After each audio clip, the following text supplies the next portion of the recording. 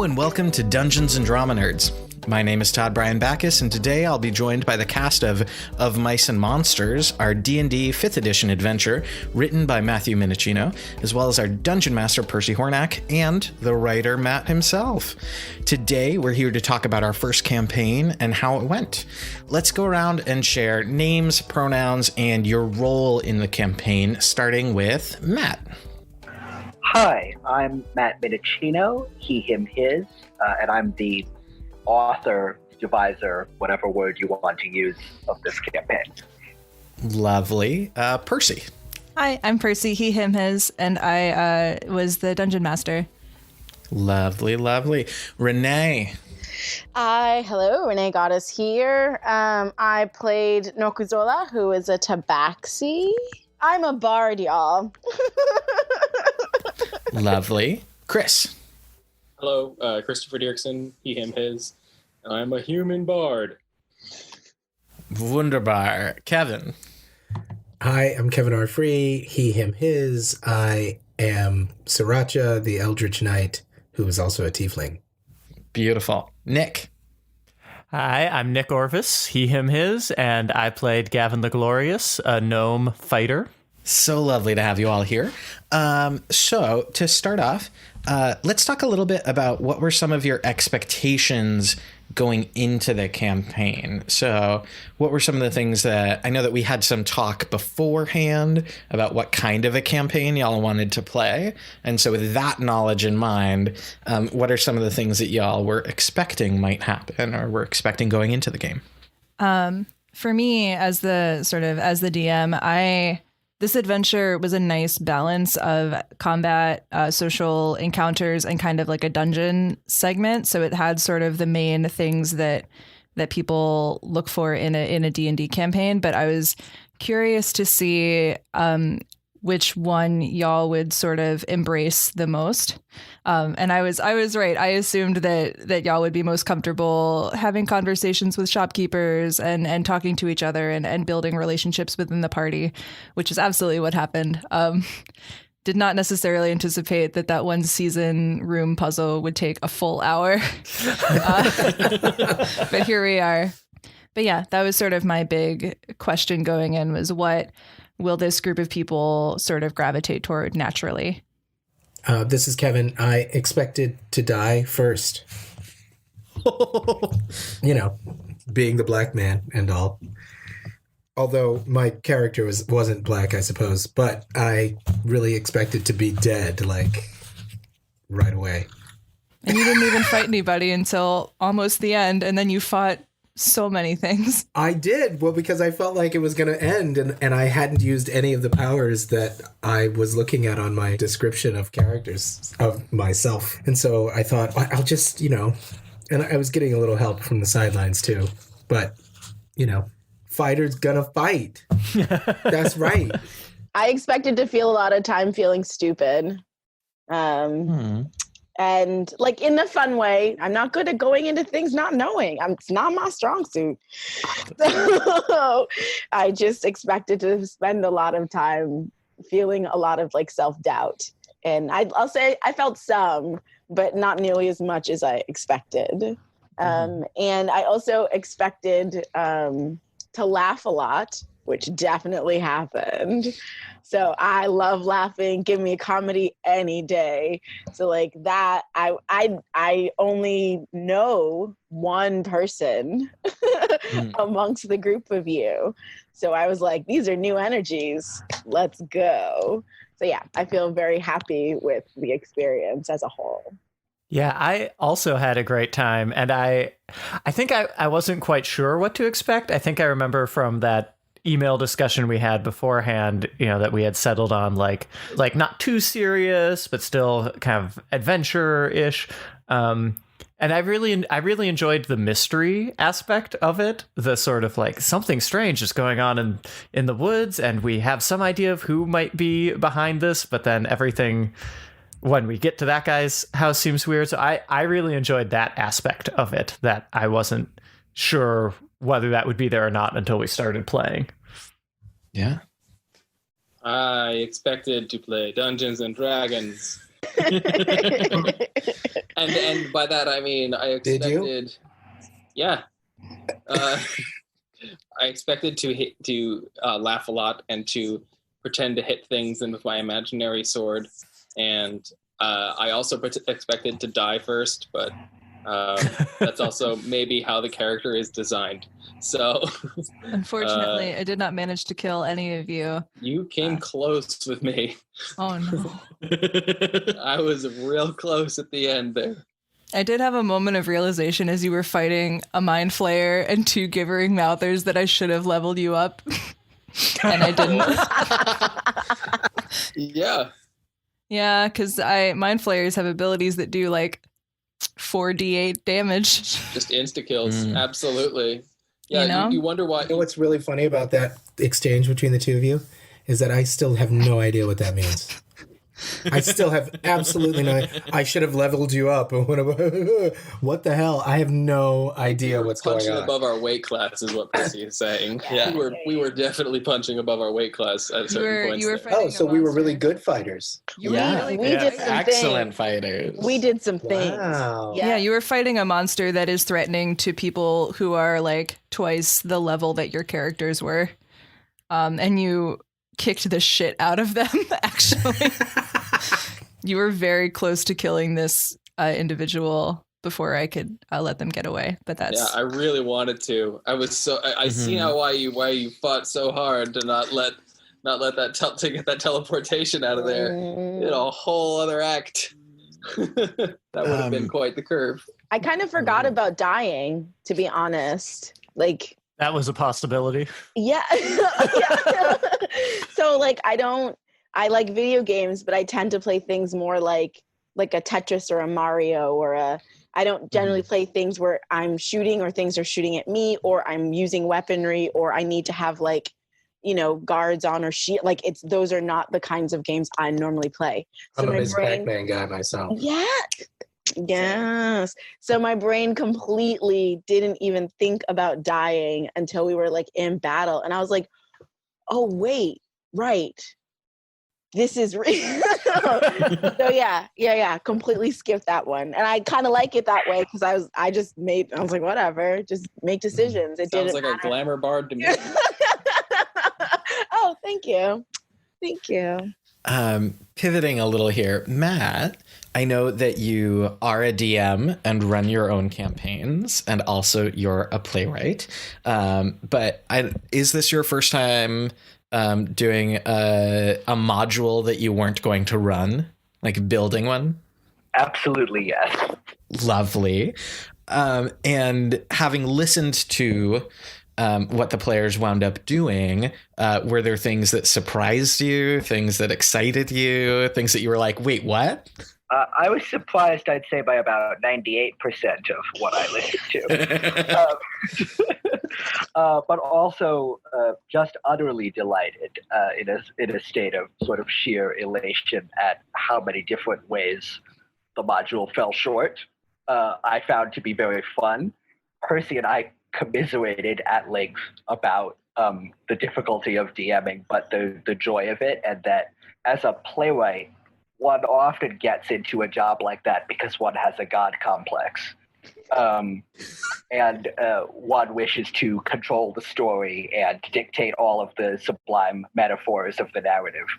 And as a DM or a campaign designer, you completely have to let that go while simultaneously still having it, because you do create all of this intricacy, but at the same time, you know that the most important thing is the players.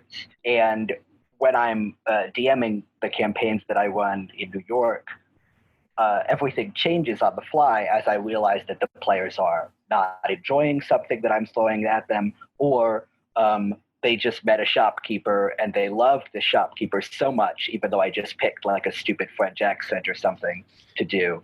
And I've realized that the next hour at least is going to be them in this like hat store.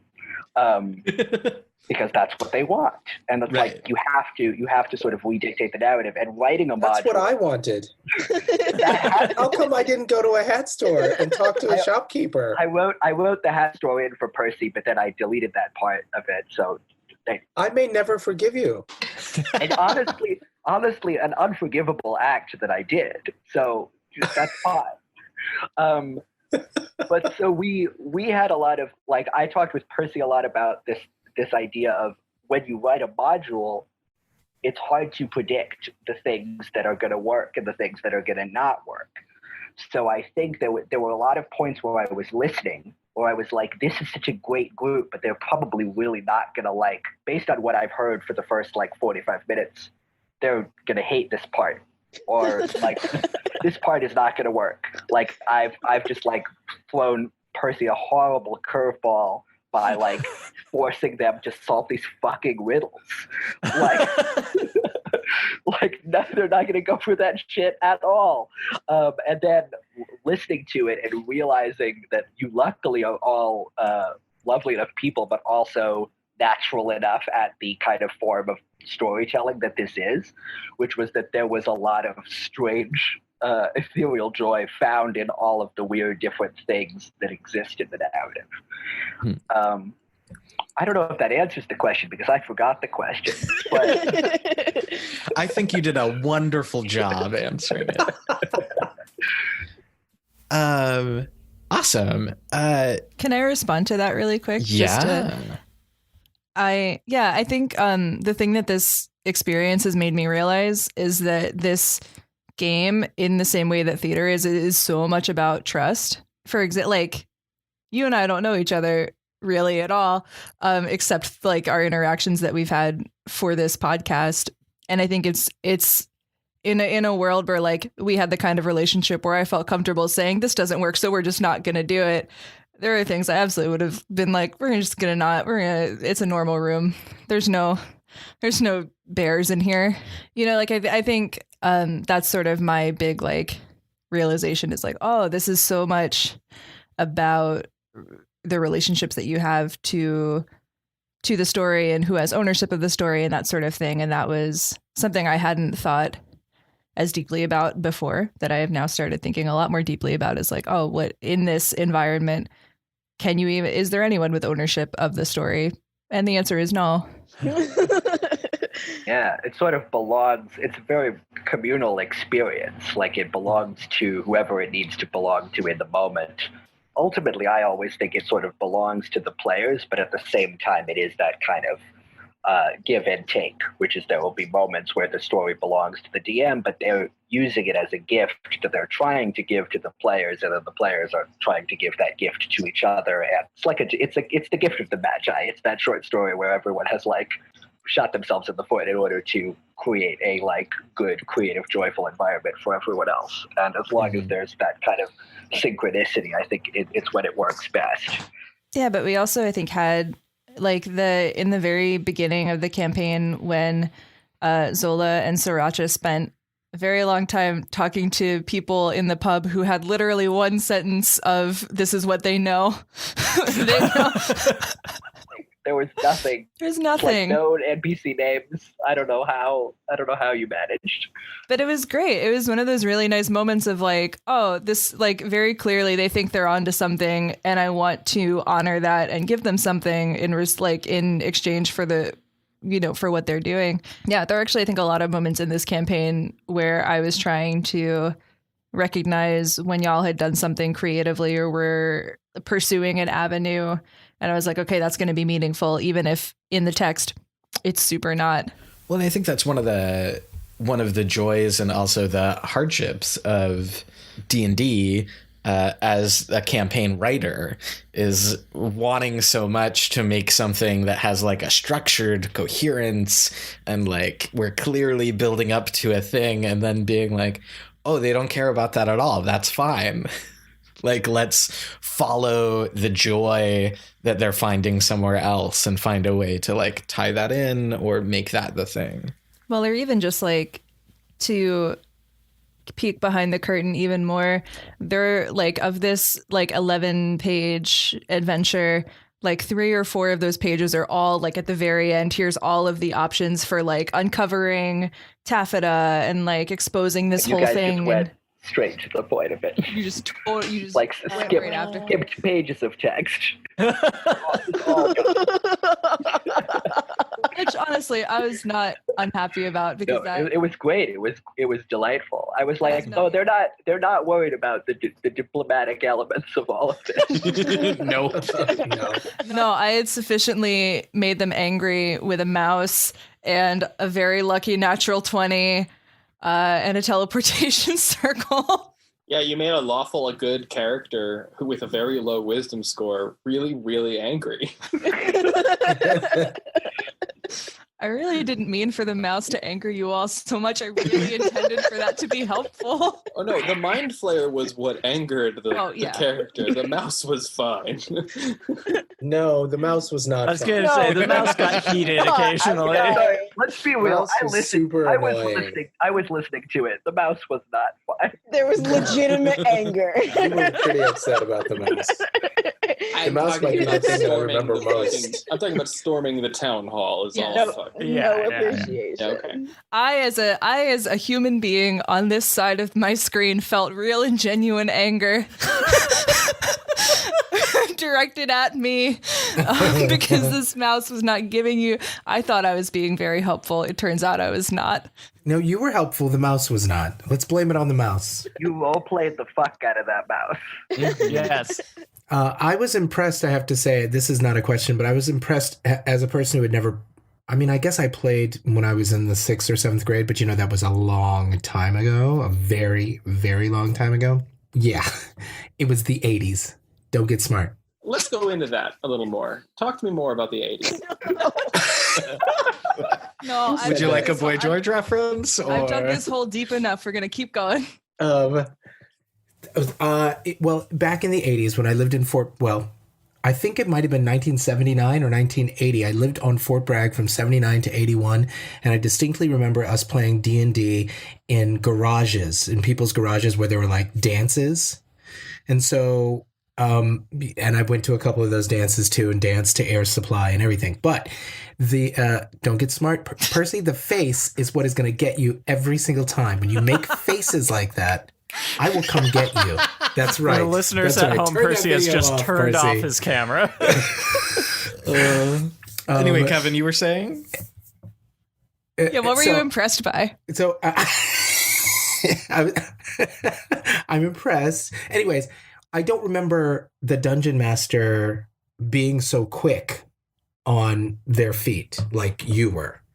The way we would roll things and then you would just have an answer. And I know that you had it, a story in front of you, but I was really shocked by the facility, not shocked, impressed by the facility that you had with the story itself and the way you led us, even though the mouse thing was super frustrating. When it ran onto the top of whatever that mountain or house or whatever it was and wouldn't say anything to us. With the icicles. Yeah, they were standing on top of the ice. It's fine. Yeah, it was not cool. Okay. All right. Well, this segues pretty well into our next topic, which is geared at our new players.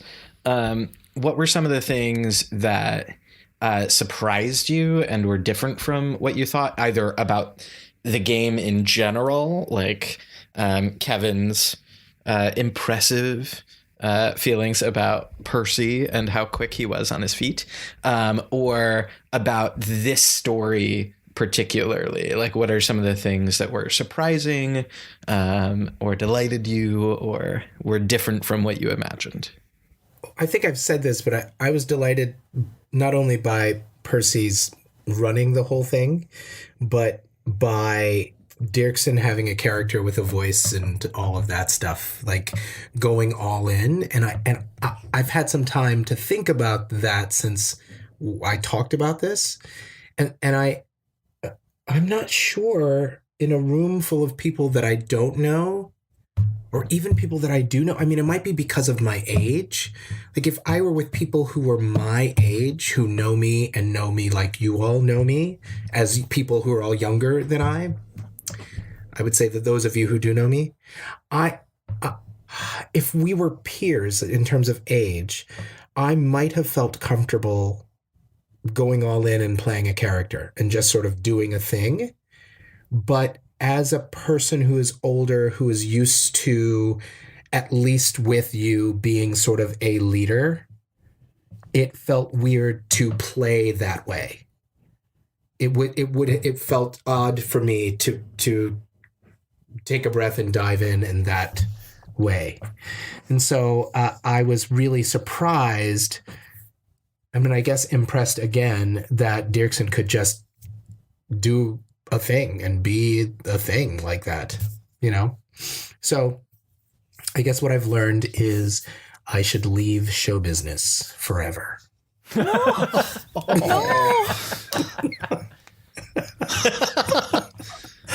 Oh, geez. Something that I've always been impressed by is, I think that Dungeons and Dragons, in my experience, has been a very generational thing. So I'm just very interested in that, because I think that when you get different generations together in tabletop gaming, in role playing, that is one of the biggest chasms. Because like I, as a DM, have run games for young people and for people sort of in my age bracket, which is 30s, etc. But also for like people who are a little older, but they're always sort of in those groups. And when you mesh them, like it's very hard to have someone who is like a 32-year-old, you know, Star Wars Dungeons and Dragons player be a player at the same table as like college students.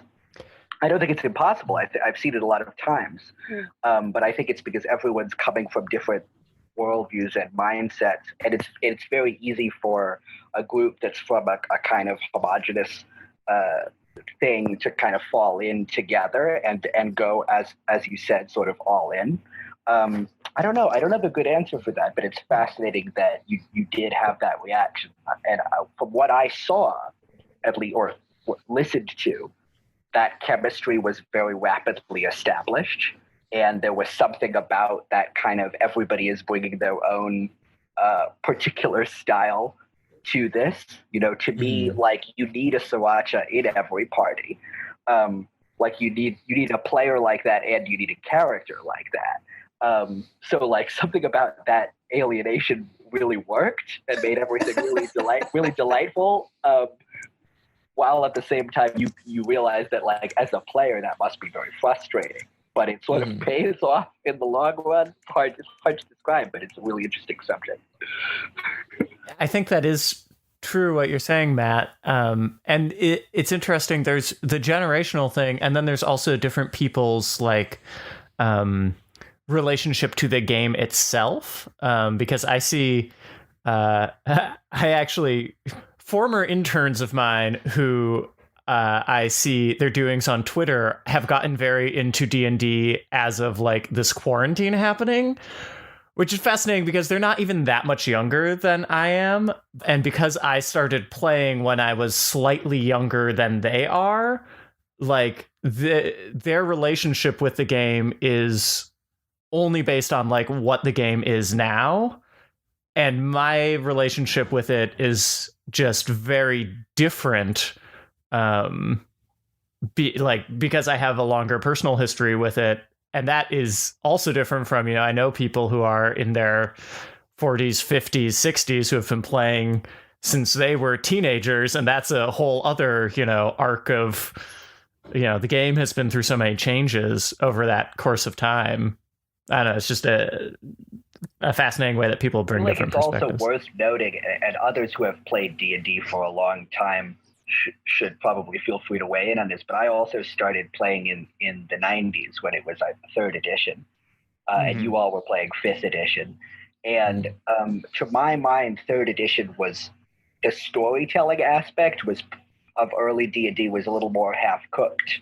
And it has really come a long way to being a game that is A, inclusive, and B, the engine is very much the desire of the players to be characters and to have fun, as opposed to a video game, you know, where you kill monsters.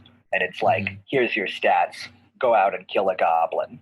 And now, very much in 5th edition, it feels like there are a lot of apparati, plural of apparatus. Sure. There are a lot of tools. Straightforward here. There's a lot of tools that allow you to focus in on the storytelling, which I think was lucky for, especially for this group, because you're all very good storytellers. And it probably, I don't know, I also feel like it's boring for an audience to be like, well, they're gonna try to roll d20s for 3 hours and hit trolls.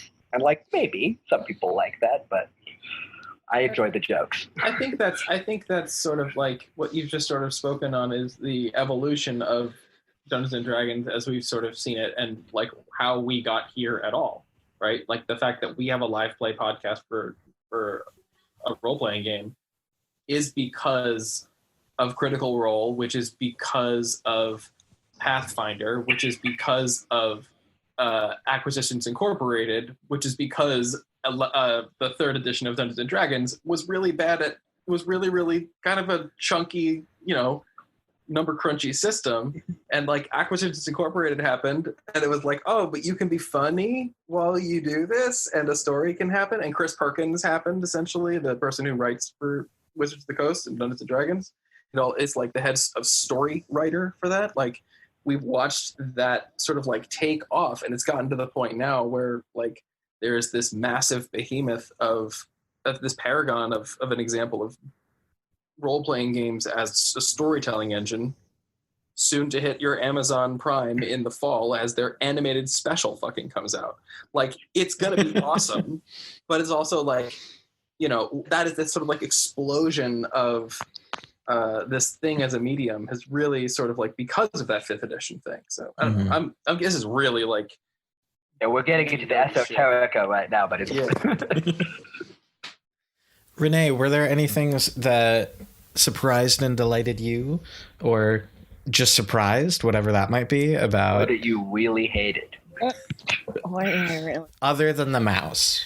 Other than the mouse. I will also put in a space to say, like, kudos to Percy for keeping up, and not just also like in terms of like what we were trying to get you to do, because what we wanted, but just like the multiple spaces of holding characters.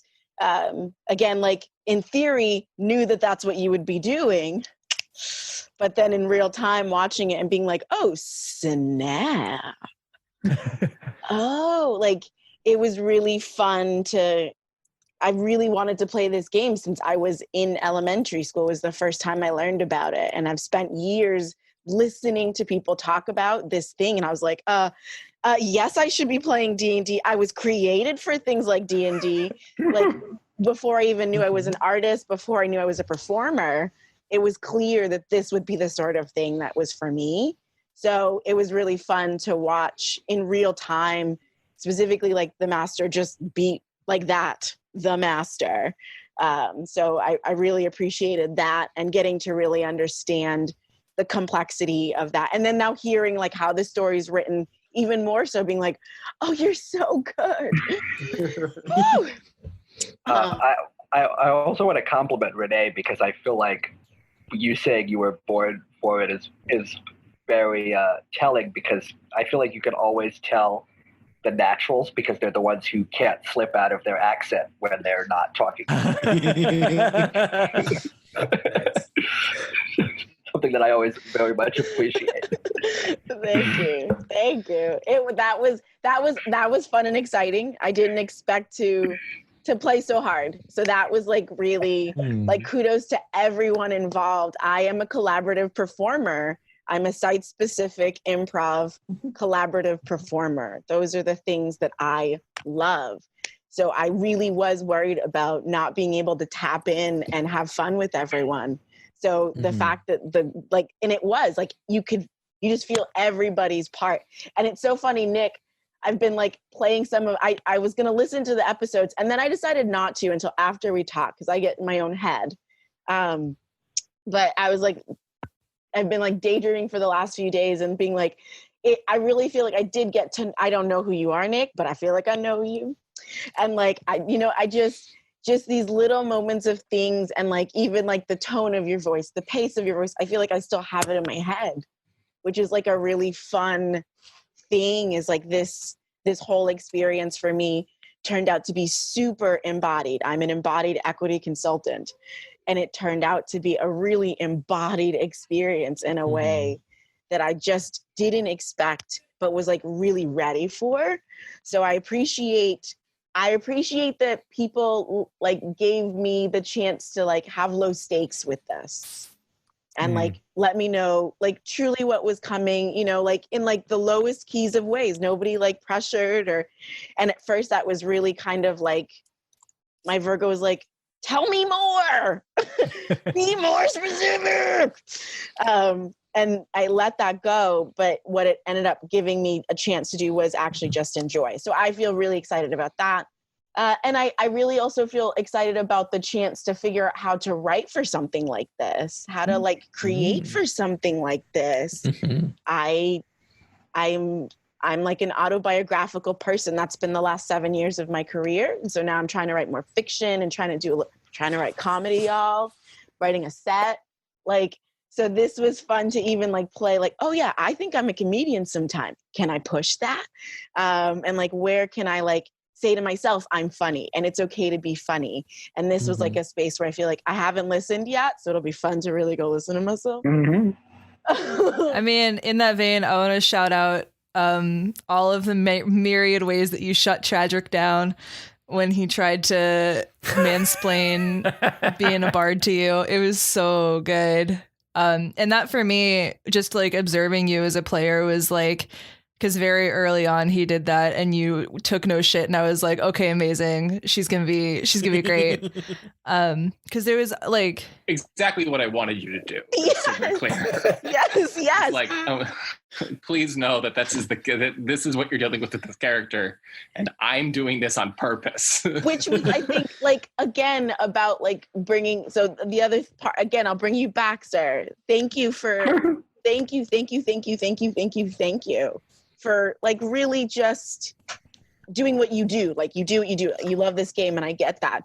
But the genius in what that character did to me.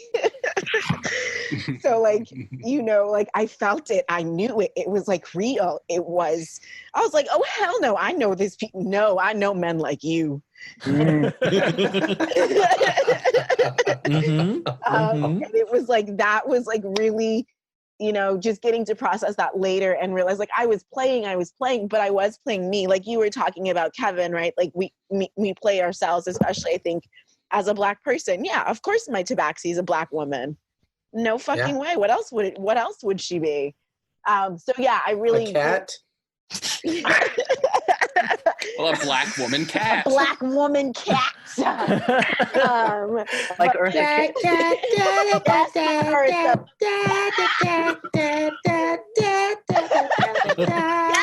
Yes. Shout out Janet Jackson. Thank you. So like the idea, the thought of like being able to write for something where like your character did everything it was supposed to do, and it did to me what it was supposed to do, and I didn't realize it until after. So I really respect the work, right, that you did to be able to put your fears into a character and then like live that character so well and embody that fear so well that I actually had fun with your fear.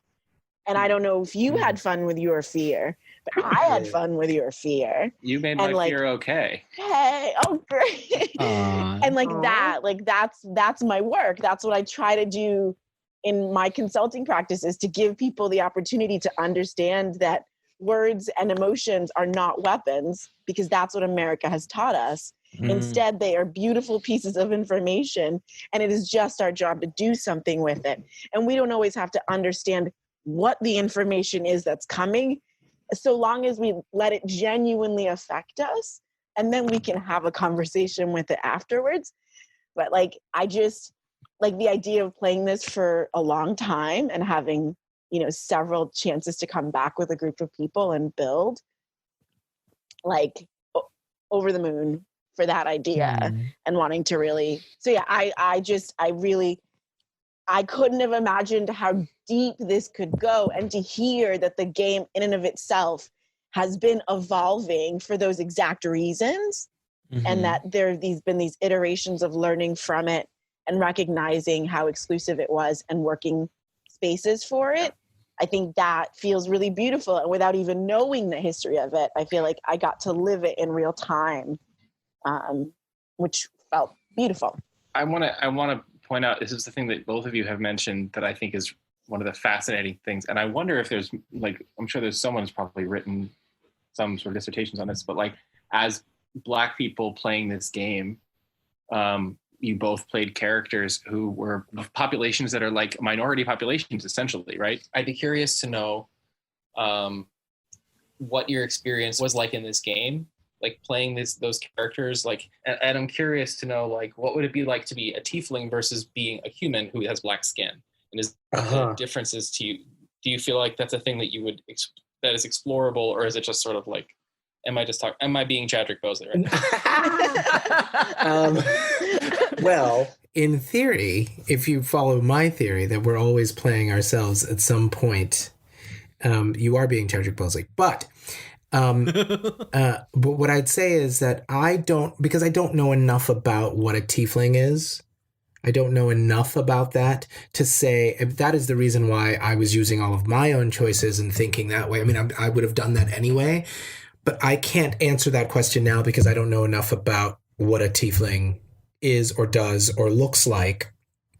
And that was because I decided when I was freaking out about doing the show, I decided not to go crazy about doing research on everything because I thought it might be a better show if I don't know what the hell I was doing, if I didn't know what I was doing.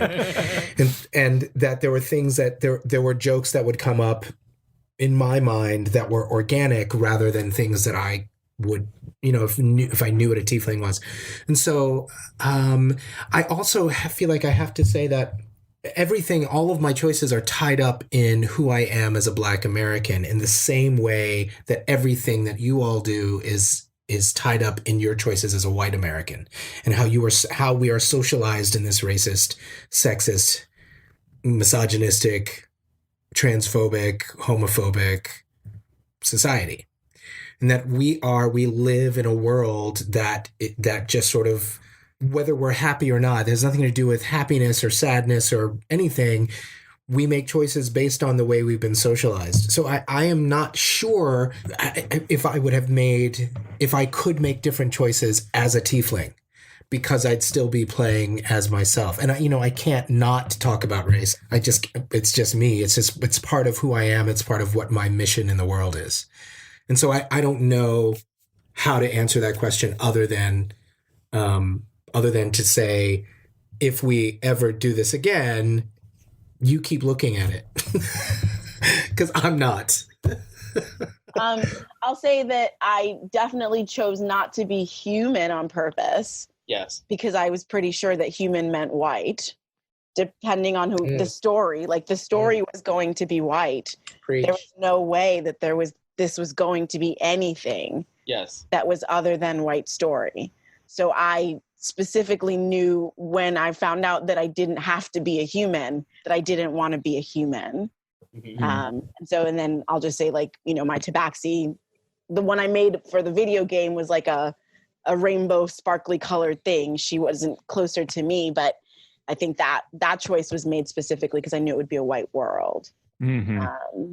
So I'd be curious to know, what it looks like to play in a room full of POCs. Yeah. Yes. Totally. If the writer and the master are Black, brown, or Indigenous, I imagine the story would be Black, brown, and Indigenous. Mm-hmm. I wanted to talk to that because my first, I played D&D as a kid. The old editions of Dungeons & Dragons are deeply entrenched in, white European tenets and tropes and all that stuff, as you would expect. And they've started to broaden their horizons and do a slightly better job, but you also realize that there's a lot of white people still who run the situation, and they're trying to figure out their relationship with appropriation, etc. So it's all sort of a mess. But when I got back into D&D in the last few years with the new edition, my DM, when I was a player, was a Black man about my age, and he set the campaign in a fantastical sort of North African setting, and I was one of the few white people there, and it was a wonderful experience. But it was exactly that, which is that if you have that plurality and you have that inclusivity, the game changes in that wonderful way. It becomes that new thing.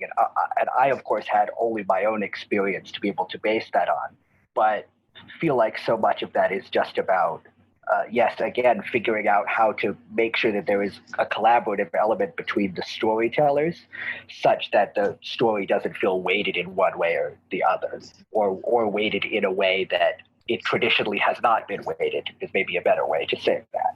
I've been thinking a lot about that recently as you read modules, and even my own, being aware of that as I was writing it and being like, yeah, this is the traditional, like, some small fairy town in Germany, right? Like, right. Yeah. And not knowing who my players were going to be, I was like, I had a lot of thoughts where I was like, do I want to, like, go for something that is outside of my wheelhouse, or is that going to end up being like Whole exactly the whole other thing if I don't know who those people are? Absolutely. Yeah, so it's fascinating. I mean, it's great, and again, it goes back to what Percy said before, which is like the more trust can be established and the more sort of conversation that there is, I think the more fun you can have with those boundaries. Yeah. Yeah. Yeah. I mean, I think it's in the end about just having lots of tables that have lots of different people at them. Especially because, like, the game, and we've talked a little bit about this in previous episodes, the game itself is a Western European power fantasy. It is colonialist by nature. Yeah, I mean, I think it's about actively recognizing the flaws of games like this and undoing them, because they are totally undoable. But I think it's just about, And they're very entrenched, and I think this is a lot of the problem, I dare say. This will get you some non-fans, I'm sure, by saying this, but, you know, there is a lot of entrenched old-fashionedness, patriarchal elements that were sewn up into the very making of this game, which is what has kept so many people away from it for so many decades, and why it was seen as sort of traditionally associated with, like, very socially uncomfortable white men in their mom's basements. And, like, that's, as much as I hate to say it, like, having grown up in that, that's not an incorrect assessment. Right. And the fact that it is working to be changed now is, I think, the thing that is exciting to all of us. And I think one of the best things about that game is one of the best things about, it's funny because one of the best things about the game is that it provides socially awkward people a rule set in which to socialize. And so, like, which is to say, a charisma instead of actually saying something. Yes, exactly. And you can affect and also it's like an opportunity for people just to be, because this is a face-to-face game, right? So, like, at the very least, it's just getting people out of the house and having the conversation, you know? But the notion that, like, you know, canonically elves and dwarves are racist against each other as an example of things, like, that's like that, and humans are European, and, like, orcs are, like, very Tolkien-esque. Orcs are, like, what? Aren't orcs? Yeah, but there's all or something? Yeah, well, like, there's also a lot of great, I mean, we could talk about this for hours and we won't, but there's also a lot of, like, coding. There's, like, a ton of really weird racial coding in a lot of these fantasy things, and, you know, it's like and like, is it, and this is a question that I, as a white Jewish person, can, like, sort of answer and can sort of not answer for myself, but can't hope to possibly answer from a real multiplicity of perspectives, which is, like, is the fact that, like, sort of Tolkien coded orcs as, like, barbarians, I'm doing big air quotes there, who sort of lived in huts and have a tribal mentality, like, we know what that is coming from. In the modern day, does it make sense to sort of reappropriate that by leaning into that and trying to figure out what that means, or, like, cutting ourselves off from that entirely and trying to find something new? I don't know. I don't have an answer, but it's something that comes up a lot in these conversations that I have with other people who are building campaigns. It's a conversation that's certainly, like, very... Actually, literally, as of these last 2 days leading up to when we're recording this, it's a conversation that is very prevalent, like, on the tabletop role-playing interweb. And I was just going to say that, like, D&D has its own extremely fraught history with all of these subjects, but one of the things that I think is so encouraging about the last 10 years is there's been a real explosion of independent games and creations that are not that either are not kind of the official D&D but supplements for it, or are whole independent games in kind of the same genre. And a lot of the most exciting of those games and the most interesting worlds and so on are being created by people of color. So I was going to say this is just one point of entry, but if people are interested in that, there's a Twitter account called @POCTTRPGs.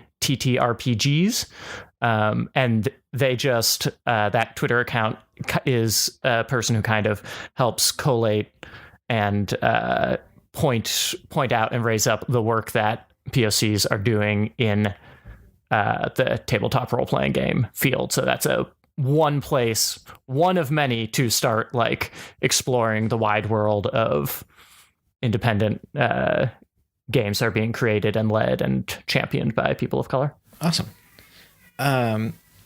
From there, just as we're winding down a little here, are there any last questions, thoughts, players, playwright, dungeon master, any other things that are coming to mind before we bring this to a close? I mean, thank you all for playing. Thank you very, very much for doing this. It was even this is a thing that I do as a hobby, but this specific experience is very transformative for me, because professionally, I'm a dramaturg and I'm not used to being a performer. And even though I am performing less than you all were, this is not a space that I occupy very often, and it is not a space that I'm super comfortable occupying. So this is really cool to get to do it in an environment where I felt really safe doing it. So I wanted to reflect back, thank you for this. Not to be too sentimental, but I want to say thank you, not for creating a safe environment, but for creating an environment that scared the shit out of me.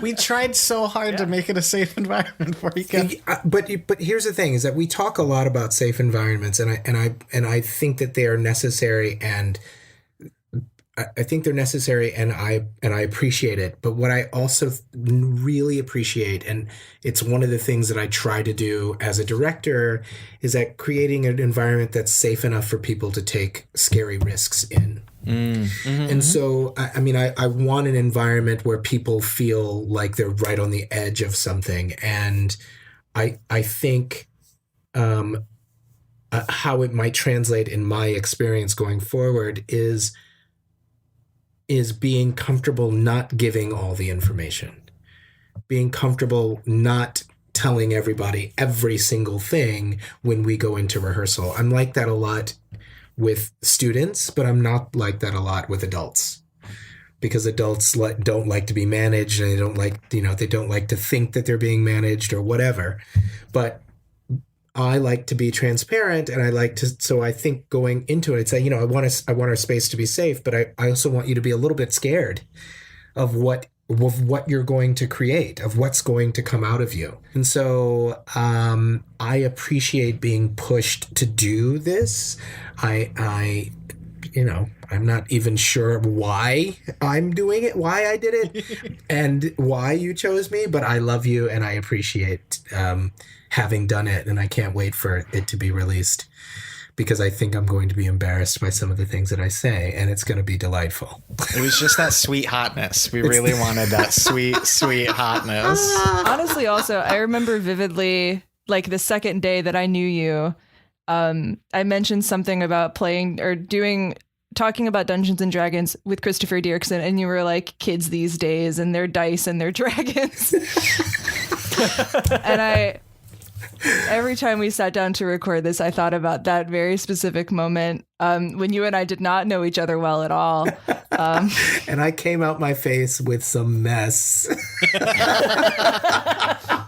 That is, I think, the thing that you can count on with me, is that I will say things that I have no recollection of saying. And often I could have said something that was really awful. So thank you for not letting go of me after I said that. kids these days. I don't know. and their dice I and love their you very dragons. much. How dare you? That's what you said. That's literally what you said to me. I know. I was talking to I myself. believe and it, said, and "How I dare don't you." even know you. I'm sure that because you were talking about dice and dragons with me, I'm sure Kevin went, that was all just about the way I perceive and I project Dungeons and Dragons to the world. Beautiful. Oh, Kevin is dying. I am. I'm going to die. In the words of one of my favorite people, this has been a treat. Thank you so much. That's me. Wait, that's me. And I hope y'all have a lovely evening. This has been so delightful to get to talk about the campaign and our first arc. And I just want to thank each of you so much for being there with us for this first foray. Dungeons and Drama Nerds is produced by Todd Brian Backus, Percy Hornak, and Nick Orvis, and is mixed and edited by Anthony Sertel Dean. Of Mice and Monsters, our Dungeons & Dragons 5th edition adventure was written by Matthew Minnicino, featuring Christopher Diercksen as Chadrick Bosley, Kevin R. Free as Sriracha, Rene Goddess as Nokuzola, Nicholas Orvis as Gavin the Glorious, and Percy Hornak as our Dungeon Master. Find us on Facebook, Twitter, and Instagram at DN Drama Nerds. Check out our cast bios on our website, dungeonsanddramanerds.com, and tune in next week for another episode of Dungeons and Drama Nerds.